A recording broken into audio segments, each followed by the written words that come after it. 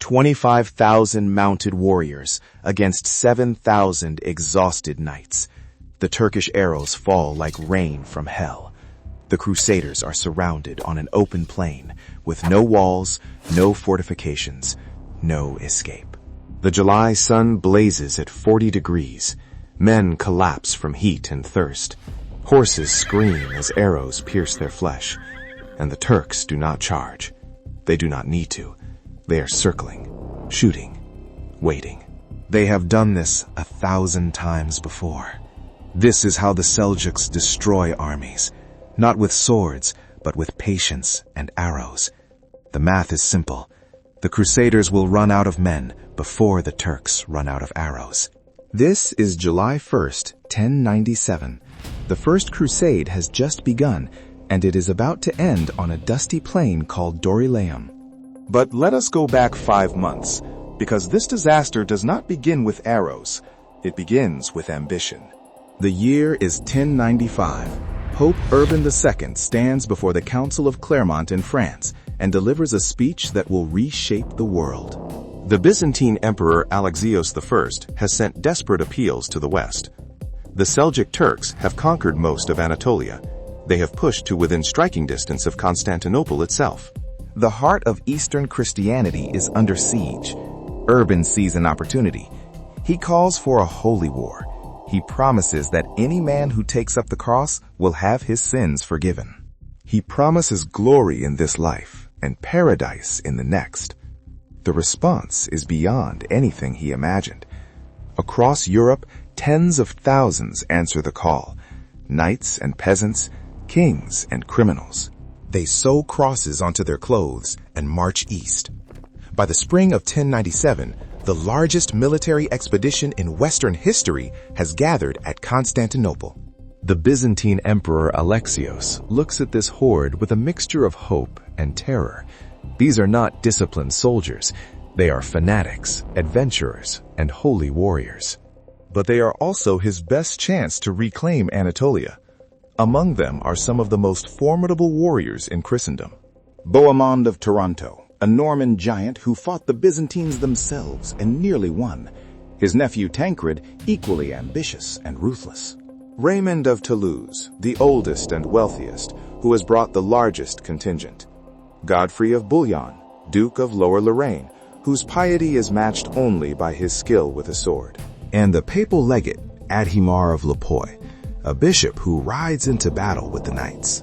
These men do not trust each other. They do not even like each other. But they share one goal: Jerusalem. In May 1097, they cross into Anatolia and lay siege to Nicaea, the Turkish capital in the region. The city falls after 1 month, but not to the Crusader assault. The Byzantine emperor negotiates a secret surrender. The Turks hand the city to Alexios, denying the Crusaders the loot they expected. This is the first betrayal the Western Knights perceive. It will not be the last. From Nicaea, the massive Crusader army begins the long march southeast toward Antioch and eventually Jerusalem.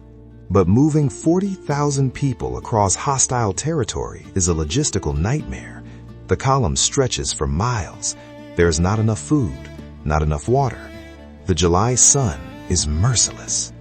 So the leaders make a decision that will nearly destroy them. They split the army. The vanguard, under Bohemond of Taranto, moves ahead with approximately 20,000 men, including most of the knights. The rear guard, under Raymond of Toulouse and Godfrey of Bouillon, follows half a day behind with the slower baggage train and the non-combatants. The idea is that the faster force can scout ahead and secure water sources. It is a reasonable plan, but it assumes they will not be attacked before the two halves can reunite. They are fatally wrong. Kilij Arslan, the Seljuk Sultan of Rum, has been watching. He underestimated these Westerners at Nicaea. He will not make that mistake again. He has gathered an army of 25,000 mounted warriors, the finest light cavalry in the world. These are not peasant levies. They are professional soldiers who have spent their entire lives in the saddle. They fight with composite bows that can punch through chain mail at 100 yards, and they never stand still to be hit. Kilij Arslan waits until the Crusader army splits. Then he strikes. July 1st, 1097. Dawn breaks over the Dorylaeum Valley. Bohemon's vanguard is making camp near a marsh, hoping to find water. The men are exhausted. The horses are dying. Morale is crumbling. They have marched through the night to reach this wretched place. And now, as the first light touches the hills, they see something that makes their blood freeze. The horizon is moving. 25,000 Turkish horsemen emerge from the hills on three sides. The thunder of their hooves shakes the ground. And then the arrows begin. Not a volley, a storm. The Turks do not charge. They circle at 200 yards, just beyond the range of Crusader crossbows, and they shoot, and shoot, and shoot. The composite bows fire 3 arrows for every one the Crusaders can return. The mathematics of death begins. Bohemond has perhaps 7,000 fighting men, knights in heavy armor, foot soldiers with spears and crossbows. But the knights cannot catch the Turks. Every time they charge, the Turkish cavalry simply gallops away, still firing over their shoulders, the famous Parthian shot, a technique perfected over centuries on the steppes. The Crusaders have never faced anything like this. Within the first hour, hundreds of Crusader soldiers are dead or wounded. The horses are being systematically slaughtered. Without horses, the knights are just men in metal shells, baking under the sun. The foot soldiers huddle behind their shields, but the shields do not stop everything. Arrows find gaps. Arrows find faces. Arrows find the moments when a man looks up to see where death is coming from. Bohemond understands immediately what is happening. He is being destroyed, not in battle, but in calculation. The Turks are spending arrows to buy time. They are bleeding his force drop by drop. In 6 hours, maybe 8, his army will be too weak to resist a final charge. The Seljuks will sweep through the survivors like a scythe through wheat. He makes the only decision that can save them. He forms his infantry into a tight square. Knights in the center with the wounded and the non-combatants, many of them women who had followed the crusade. The foot soldiers form a wall of shields and spears facing outward. It is a defensive formation that sacrifices mobility for survival. Bohemond is no longer trying to win. He is trying to not lose long enough for something to change. But what can change? The rearguard is half a day behind. They do not even know the vanguard is fighting, and Bohemond has no way to send them a message. His messengers would have to ride through 25,000 Turks. It is suicide. He sends them anyway. 3 riders. Young knights on the fastest horses left alive charge straight at the Turkish line on the southern edge, the direction of the rearguard. 2 of them fall within the first 200 yards. The third somehow breaks through. Maybe luck. Maybe God. Maybe the Turks are so confident that they do not bother chasing one man. The rider gallops south, arrows whistling past his head, and he does not stop. He does not look back. The fate of the crusade is in his saddlebags. Back at Dorylaeum, the slaughter continues. The hours crawl past. 9 o'clock in the morning, 10 o'clock, 11 o'clock. The sun climbs to its peak, and the heat becomes a weapon itself. Men faint inside their armor. Water runs out. The wounded beg for death. And still the arrows fall. The Crusaders have pulled back into an ever-tightening circle. The dead horses form a grotesque wall around the living. Some men hide behind the corpses, using them as shields. Kilish Arslan watches from a hill. He has done this before. He has broken Byzantine armies, Armenian armies, and armies from a dozen kingdoms. The pattern is always the same. First the arrows, then the despair, then the charge, then the massacre. These Franks were tough, he will give them that. But toughness does not stop arrows. By noon, he begins preparing his cavalry for the killing blow. Then he hears something he does not understand. From the south, from the hills, a rumbling that grows, dust rising on the horizon. At first, his scouts report it might be reinforcements from Antioch. That would be bad, but manageable. Then the rumbling gets louder and louder, and the dust cloud gets bigger. And Kilish Arslan realizes this is not a few hundred men. This is an army. Godfrey of Bouillon and Raymond of Toulouse have arrived, and they have not come slowly. When the messenger reached the rear guard, bloody and half dead, gasping that the vanguard was being annihilated, the Crusader lords did not hesitate. They did not wait for the infantry. They did not organize supply lines. They grabbed every mounted knight who could ride, and they charged. Godfrey himself leads the van. 5,000 fresh cavalry, rested and furious, screaming for blood. The Turks see them coming, and for the first time that day, they hesitate. Kilij Arslan has a decision to make. He outnumbers the combined Crusader force. He could stand and fight. But his army is scattered in a loose circle around the original target. His men have been fighting for 6 hours. Their quivers are half empty, and the fresh cavalry is not slowing down. They are charging directly at his command position. The Sultan orders a tactical withdrawal, but it is too late for tactics. Godfrey's cavalry hits the Turkish southern flank like a steel avalanche. The light cavalry, designed for harassment and skirmishing, suddenly faces heavy knights in a straight charge. It is not a battle. It is a collision. The Norman knights do not stop. They do not maneuver. They ride straight through the Turkish line, lances lowered, and anything in their path simply ceases to exist. The Turkish line does not break. It evaporates. From within the Crusader square, Bohemond sees the southern sky fill with dust and steel. He sees the Turkish riders who have been tormenting him for 6 hours suddenly wheel and run. And he does something that makes military historians debate to this day. He orders a charge. His men are exhausted. Many have lost their horses. Their armor is filled with arrow holes. They have been bleeding and dying for 6 hours under the sun. And he tells them to attack. They do. The Crusaders do not see men fleeing. They see demons being driven back by the hand of God. They see the impossible happening, and something breaks in them. Not their will, but their restraint. 6 hours of terror and helplessness transform into 6 hours of compressed rage. The knights who can still ride mount up. The foot soldiers who can still walk grab their swords. And they charge, screaming, into the disintegrating Turkish army. What follows is not a battle. It is a human hunt. The Turkish light cavalry, meant for swift movement, turns into a weakness. Their mounts are exhausted. Their ranks are dispersed. They struggle to regroup quickly enough. The Crusaders catch them in groups of dozens, hundreds, and they do not take prisoners. They do not accept surrender. They butcher everything that moves.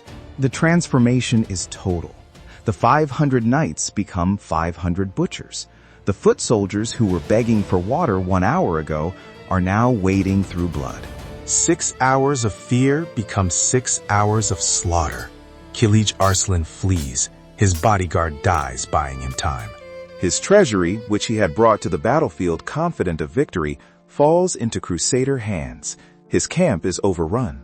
His army is scattered across the Anatolian plain in 1,000 fragments, pursued by knights who have forgotten what mercy means. By sunset, it is over. The battlefield of Dorylaeum is carpeted with bodies, Turkish bodies mostly, but Crusader dead lie among them. Perhaps 4,000 Turks killed outright, thousands more wounded, scattered, left to die in the hills. The Crusader losses are impossible to calculate exactly, but chroniclers estimate at least 2,000 dead in those first 6 hours, a quarter of Bohemon's force. But the crusade survives. That night, the Crusaders camp among the dead. They are too exhausted to celebrate, too shocked to comprehend what happened. In the morning, when they count the Turkish weapons, count the captured gold, and count their own survivors, the magnitude of the day begins to sink in. They should be dead, every one of them. The tactics that had destroyed empire after empire failed against them. Not because they were better warriors, not because they had better equipment, because they refused to break, because they held their formation while arrows fell like rain, because one messenger made it through, because the rear guard came fast enough, because 100 things had to go right, and they did. Was it God? The chroniclers certainly thought so. They wrote of divine intervention, of angels joining the charge, of the true cross blessing the warriors. The Crusaders themselves believed they had witnessed a miracle. But Kilij Arslan did not see God on that battlefield. He saw something else. He saw warriors who were willing to die rather than run. He saw a commander who made the right tactical decision when everything was falling apart. He saw fresh cavalry arriving at exactly the moment they were needed. And he saw his own overconfidence cost him an army. The Sultan of Rum never fully recovered. He spent years rebuilding his forces, but he would never again challenge the Crusaders in open battle. When they marched through Anatolia afterward, he harassed them. He poisoned wells. He burned crops. But he did not fight. He had learned what these Franks were capable of when cornered. The Crusaders marched on. Antioch fell after a brutal siege. Jerusalem fell 2 years later, its streets running with blood. The First Crusade succeeded against every expectation, carving out a chain of Christian kingdoms in the heart of the Muslim world, and it all hinged on one day. One impossible day in the Dorylaeum Valley. If Bohemond had panicked and charged, his force would have been destroyed piecemeal. If the messenger had not made it through, the rear guard would have arrived to find only corpses. If Godfrey had waited to organize his infantry, the vanguard would have been overrun. If Kilij Arslan had pressed the attack instead of withdrawing, if, the history of the Middle Ages balanced on a knife's edge that July morning. But here is the question that the chroniclers never asked. What did the Turks see? For 6 hours they had been winning. The mathematics of archery was working perfectly. The Franks were dying by the hundreds. Victory was certain. And then, in a single hour, everything reversed. Fresh cavalry appeared from nowhere. Their scattered forces could not reform. Their sultan fled. Their treasury was captured. An army that had conquered half of Anatolia was broken in a single afternoon. The Turkish soldiers who escaped Dorylaeum carried that story home. They told of Franks who could not be killed, of armored demons who charged through arrow storms, of a god who sent reinforcements at the exact moment of despair. The psychological impact lasted for generations. The Seljuk Turks, who had seemed unstoppable, suddenly appeared vulnerable. The balance of power in the east shifted that day. Not because of one battle, but because of what one battle revealed. The Crusaders could be hurt, but they could not be easily broken. They had something the Turks had not counted on, the suicidal courage of men who believed God was watching. 7,000 against 25,000, a ratio of more than 3 to 1. 6 hours of arrows, 2,000 dead, and somehow, impossibly, they won. The First Crusade would continue for 2 more years. The kingdoms they built would last for 2 centuries. The conflicts they started would echo for a millennium. But all of it, every siege and battle and massacre that followed, all of it grew from that single desperate morning in a valley most people have never heard of.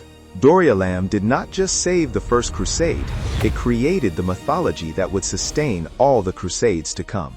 The idea that God would always send reinforcements, that faith would always triumph over numbers, that the impossible was possible for those who believed.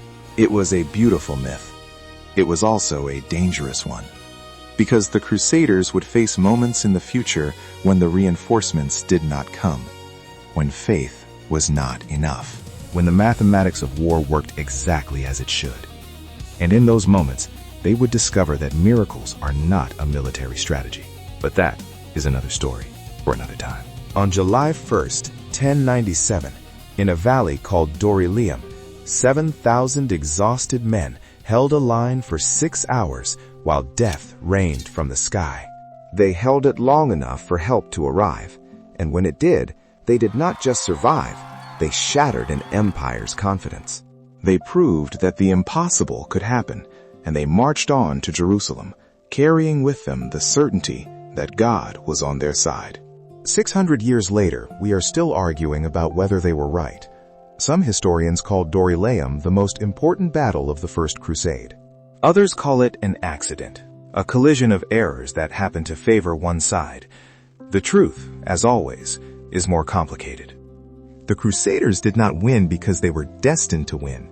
They won because Bohemond made the right tactical decision at the right moment. Because 3 messengers rode into certain death, and one of them made it through. Because Godfrey and Raymond chose speed over caution. Because Kilij Arslan made the rational choice to withdraw, and it turned into a catastrophe. War is not chess, it is chaos with weapons. The side that wins is often simply the side that makes fewer mistakes, or makes them at less catastrophic moments. At Dorylaeum, the Crusaders made plenty of mistakes. Splitting the army was a mistake. Not sending scouts ahead was a mistake. Making camp in an exposed position was a mistake. But the Turks made worse ones. They allowed a messenger to escape. They scattered their formations too widely. They did not press the attack when they had absolute superiority. And when the reinforcements arrived, they hesitated. In that hesitation, in that moment of uncertainty, the battle was lost. The men who fought at Dorylaeum did not know they were making history. They did not know that Jerusalem would fall 2 years later, or that the kingdoms they founded would last 2 centuries, or that the conflicts they started would reshape the world for a millennium. They only knew the sun was hot, the arrows were falling, and somehow they had to survive until help arrived. That is what battle is, stripped of glory and mythology. Men trying to survive 1 more minute, 1 more hour, 1 more day. At Dorylaeum, they survived just long enough. 7,000 against 25,000. 6 hours of hell. And then, when all seemed lost, the thunder of hooves from the south. The impossible happened that day. And because it happened, everything that came after became possible. That is the legacy of Dorylaeum. Not divine intervention, not superhuman courage, just men who refused to break, holding a line until the mathematics finally shifted in their favor. Sometimes that is all it takes to change history.